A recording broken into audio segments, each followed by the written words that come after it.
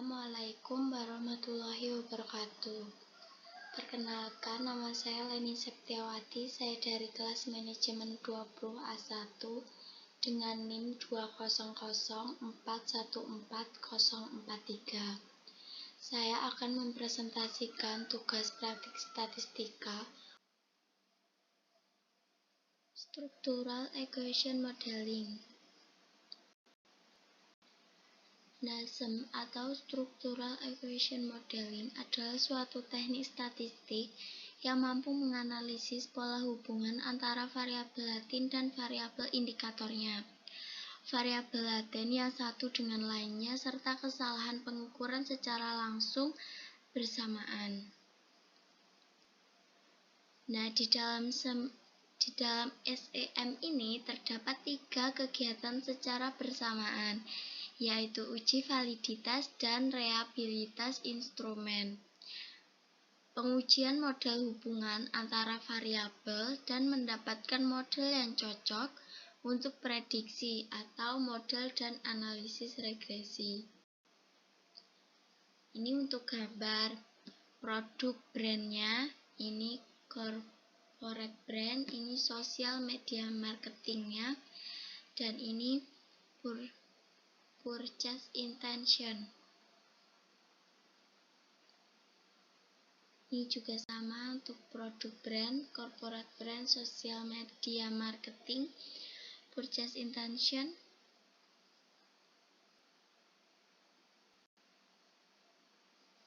Nah, untuk reflektif indikator, produk brand diukur oleh indikator X1 titik 1, X1 dikali 2 dan atau X1 kali 3. Konsekuensinya, apabila ada indikator yang tidak valid, maka harus dihapus. Contohnya kepuasan pelanggan, diukur menggunakan kecepatan, harga, dan atau kenyamanan. Untuk formatif indikatornya, sosial media marketing. Sosial media marketing diukur secara bersama-sama oleh indikator X1 kali 1, X1 kali 2, dan X1 kali 3. Konsekuensinya, apabila ada indikator yang tidak valid, maka tidak boleh dihapus. Contohnya profit perusahaan. Itu biasanya dilihat dari ROA dan ROE. Nah, untuk yang kedua ada variation of sum. Basic modelnya seperti ini. Nah, untuk yang ketiga model analisisnya, analysis of measurement model, uji validitas, menguji apakah indikator sudah valid atau sesuai untuk mengukur variabel yang ingin diketahui. Convergent validity, loading factor atau outer loading. Nilai yang dimiliki indikator nilainya harus lebih dari 0,7. Jika nilainya kurang dari itu, maka indikator tersebut harus dihapus. Yang kedua, average variance extracted atau AV, nilai reliabilitas dan nilai validitas yang dimiliki variabel. Nilai AV harus lebih dari 0,5. Jika nilainya kurang dari itu, maka indikator tersebut harus dihapus.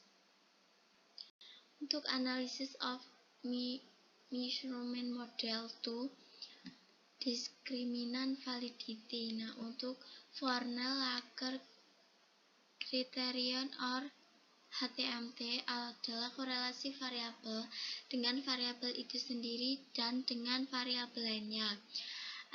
Korelasi dengan variabel sendiri tidak boleh lebih kecil dari nilai korelasi dengan variabel lainnya. Dan cross-loading, korelasi indikator dengan variabel. Nilai indikator A untuk variabel A harus lebih besar dari nilai indikator A untuk variabel lain. Jika ada yang lebih, hapus indikatornya. Untuk analisis of instrument model 3, uji reliabilitasnya, indikator dikatakan reliable atau handal jika nilainya konsisten dari waktu ke waktu. Untuk composite reliability, indikator yang mengukur reliabilitas variabel berdasarkan skor komposit atau gabungan nilainya harus lebih dari 0,7. Dan untuk Cronbach's alpha, indikator yang mengukur reliabilitas variabel berdasarkan koefisien alfa, nilainya harus lebih dari 0,6.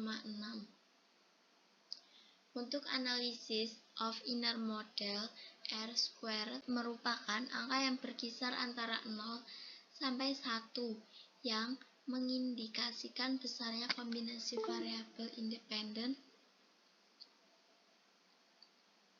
secara bersama-sama mempengaruhi nilai variabel dependen. Tidak boleh lebih dari 0,8. Jika lebih besar daripada itu, maka terdapat multikolinearitas. Untuk yang kedua, path coefficient atau koefisien jalur menunjukkan arah hubungan variabel positif negatif. T statistik dan p-value menunjukkan tingkat signifikan nilai path coefficient. Nilai T statistik harus kurang dari 1,96 atau lebih dari 1,96 dengan nilai p-value lebih dari 0,05.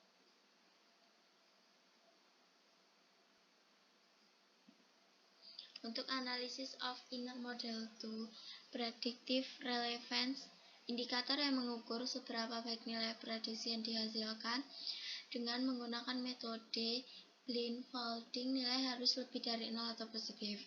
Nah, untuk model fit ini, indikator yang mengukur seberapa baik model yang dihasilkan chi-square atau mengikuti uji statistik tentang persyaratan signifikan E kuadrat. Diharapkan nilai E kuadrat yang kecil sehingga p-value lebih dari 0,05. Dan untuk normed fit index atau NFI, nilai berkisar antara 0 sampai 1. Nilai semakin mendekati 1 semakin baik. NFI lebih dari 0,9 adalah good fit, sedangkan 0,08 LFI kurang dari 0,90 termasuk marginal fit. NFI dikali 100% menunjukkan sudah berapa persen fit. Sekian presentasi dari saya. Apabila ada salah kata mohon maaf. Wassalamualaikum warahmatullahi wabarakatuh.